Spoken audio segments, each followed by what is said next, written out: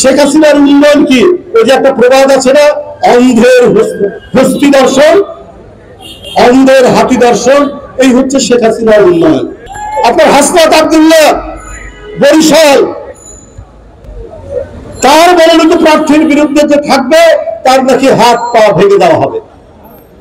এই হচ্ছে শেখ হাসিনার গণতন্ত্রের নমুনা। এই গণতন্ত্র তিনি চালু করেছেন যখনই ক্ষমতায় এসছেন। এই গণতন্ত্র চালু করেছেন 5 জানুয়ারি 2014। এই গণতন্ত্র তিনি চালু করেছেন 2018 30 ডিসেম্বর। এই গণতন্ত্র তিনি চালু করেছেন 7 জানুয়ারি দাবি নির্বাচন এইবার।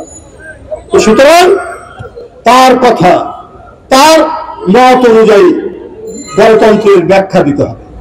বাংলাদেশ থেকে জনগণের অধিকার বলে যে কথাটা আছে, এই কথাটাকে তিনি মুছে দিয়েছেন, নিশ্চিহ্ন করে দিয়েছেন। কেন? সেটা হচ্ছে তিনি যে দুঃশাসন চালাচ্ছেন, সেই দুঃশাসনের বিরুদ্ধে কেউ যেন টু শব্দ করতে না পারে। তারপরেও বলতে হবে যে শেখ হাসিনা সুশাসন চালাচ্ছে। এটা শেখ হাসিনার ইচ্ছা, এটা শেখ হাসিনার মামার বাড়ির আবদার।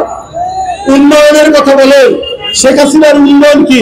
ওই যে একটা প্রবাদ আছে না, অন্ধের হস্তি দর্শন, অন্ধের হাতি দর্শন। এই হচ্ছে শেখ হাসিনার উন্নয়ন। মানুষের উন্নতি নাই, মানুষের কথা বলার অধিকার নাই, মানুষ অনাহার ক্লিষ্ট, মানুষ অভুক্ত। তারপরেও শেখ হাসিনার উন্নয়নের কথা বলতে হবে। শেখ হাসিনার উন্নয়নের আরেকটি নমুনা আপনার বড় চাষ, আমন চাষ, আলু চাষ, পেঁয়াজ চাষ। এর জন্য গরিব কৃষক 5,000 টাকা 10,000 টাকা ঋণ নেয়। সেই ঋণ পরিশোধ করতে না পারলে সুদসহ সেই কৃষক কারাগারে।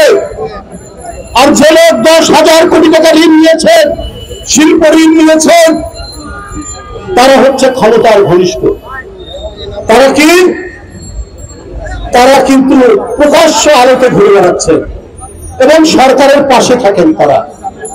এইটা শেখ হাসিনার সুশাসনের একটি নমুনা। 10,000 টাকার জন্য গরিব কৃষক কারাগারে, আর 10,000 কোটি টাকা যিনি নিয়েছেন নিয়ম বহির্ভূত ভাবে, তিনি শেখ হাসিনার সরকারের পাশে থাকে। এই হচ্ছে আপনার দৃষ্টান্ত। বন্ধু আমার, এই কারণেই তিনি তার এই স্বৈর সরকার টিকিয়ে রাখতে চান। এই কারণেই দুর্বিনীত জালিমশাহী তিনি টিকিয়ে রাখতে চান। আর এই জন্য তিনি গণতন্ত্র বিরোধী দল বিএনপি এগুলো সহ্য করতে পারেন না। এই কারণেই আজকে হাবিবুর রশিদ হাবিবরা কারাগারে, এই কারণেই আজকে আব্দুল কাদের ভূঁইয়া জুয়েলরা কারাগারে, এই কারণে হাবিবুল নবী খান সোহেলরা কারাগারে, সাইফুল ইসলাম বিলালরা কারাগারে। আমি আজকে ওই জনসভা থেকে আপনাদের কাছে উদাত্ত কণ্ঠে আহ্বান করছি, আমরা শান্তিপূর্ণ আন্দোলন করব, শান্তিপূর্ণ থাকবে।